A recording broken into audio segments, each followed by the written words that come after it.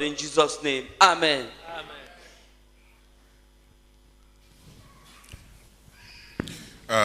Let's pray that our churches will come back to simple teaching. Prions pour que nos églises reviennent à l'enseignement simple. Our churches don't teach again. Nos églises n'enseignent plus.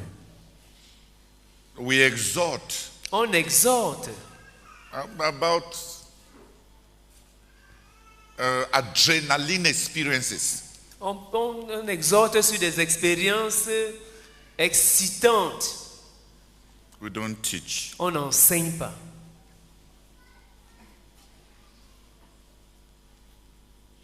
One of the Dabiist missionaries that shared with us in Bamenda when I was a student. Un des missionnaires dabistes qui avait partagé avec nous à Bamenda quand j'étais jeune converti.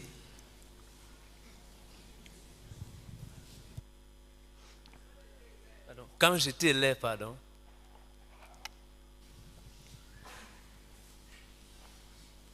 Il y a un missionnaire qui est venu de l'Angleterre et il a partagé avec nous sur être rempli du Saint-Esprit à partir de l'expérience de Gédéon. Il dit, le Saint-Esprit c'est le feu qui doit venir du ciel comme le jour de Pentecôte. Mais comme Gédéon, c'est toi qui dois apporter le sacrifice, l'offrande que tu veux.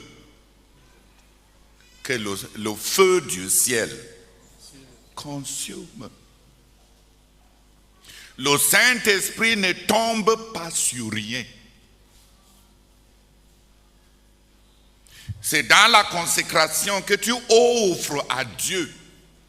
C'est que le Saint-Esprit comme feu peut embraser.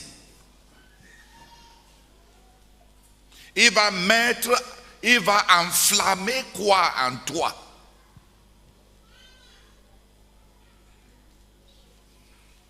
Donc il nous a conseillé.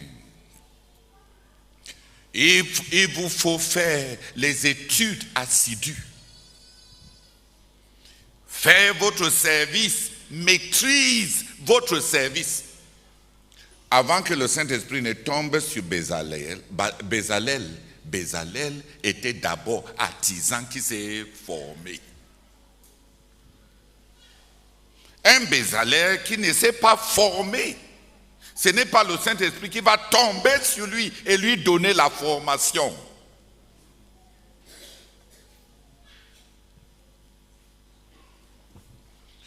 Est-ce que c'est au moment où le Saint-Esprit est descendu sur Bézalel, est-ce que c'est à ce moment-là qu'il a maîtrisé comment être un bon artisan?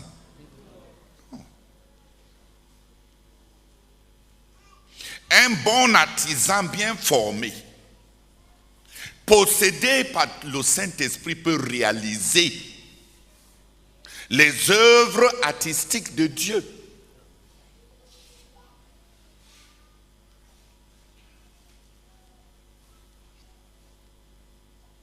Donc il nous a expliqué.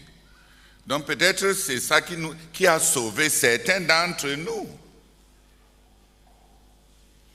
Le Saint-Esprit, le feu qui vient du ciel, ne consume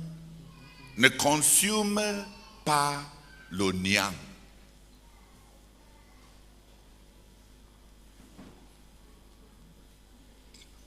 Et il nous a expliqué dans l'histoire de Samson, qui connaît Samson, il nous a dit, faites attention quand vous demandez au Saint-Esprit de tomber sur vous. Parce que quand le Saint-Esprit tombe sur toi, comme il est tombé sur Samson, tu peux travailler au point de mourir. L'Esprit de Dieu est tombé sur Samson, n'est-ce pas? La mâchoire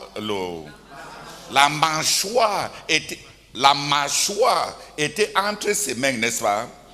C'est le Saint-Esprit qui lui a dit, c'est le Saint-Esprit qui coupait les Philistins. C'est qui? Est-ce que les Philistins ont vu le Saint-Esprit? Ils ont vu qui? Ah, 1, 2, 3, 4.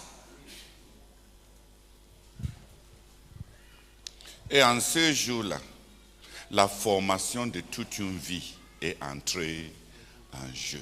Donc si tu es un faiblard et le Saint-Esprit tombe sur toi et le travail te dépasse, tu vas mourir.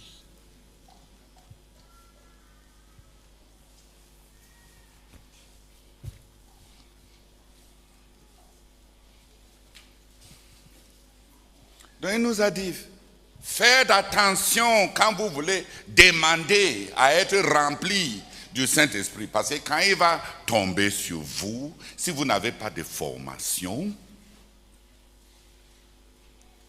le travail qui va venir avec la puissance du Saint-Esprit. La Bible dit que quand Samson a fini de tuer tous les Philistins, il était fatigué à mort. Il a prié pour un miracle. Un miracle. À Rama-Léhi pour boire de l'eau. Donc si tu es là, en train de prendre, de dribbler toutes les réunions de prière, dribbler tous les jeunes, dribbler toutes les formations, parce que c'est quand le Saint-Esprit va tomber sur toi que ta part, tout va se régler. Il va tomber sur quoi? Sur quoi? La consécration précède l'onction.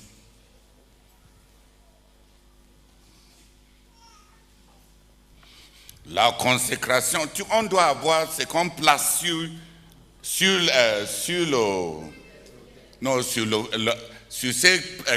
pierres de Gédéon, n'est-ce pas? Oh, si c'est effectivement toi, Seigneur, ne pars pas juste à ce que je t'apporte mes offrandes. Il est parti trouver le petit, il a apporté ses offrandes. Et l'ange a touché le rocher qui est Christ et le feu est venu de ce rocher qui est le Christ et a consumé.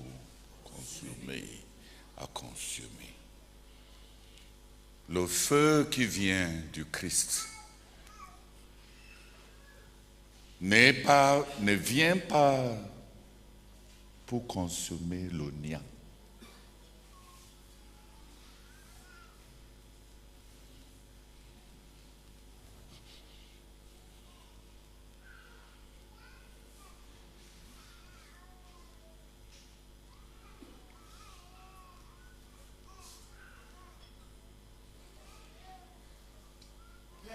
Bénissons et nous te rendons grâce, Seigneur.